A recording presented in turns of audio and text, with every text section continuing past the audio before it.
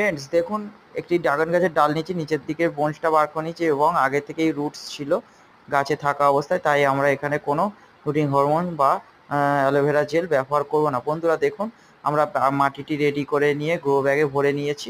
দেখুন বন্ধুরা, এতে হচ্ছে গিয়ে 70% মাটি, 10% ভার্মি কম্পোস্ট ও 20% বালি দিয়ে তৈরি করা আছে মিশ্রণটি। এই ছোট ব্যাগে আমরা গ্রো করব, তারপর আমরা বড় জায়গায় গাছগুলো বসাবো বা কোনো সাবস্ক্রাইবার বন্ধুকে গাছগুলো গিফট করব।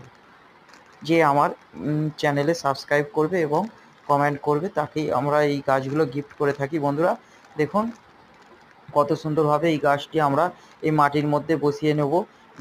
এটা দেখুন কত সুন্দর মাটির মধ্যে বসিয়ে নিলাম। এবার গ্রো হবে। প্রায় 1 মাস পরে এই থেকে ডাল বেরোবে এবং আপনাদের সঙ্গে আমরা সেই ভিডিও শেয়ার করব বন্ধুরা।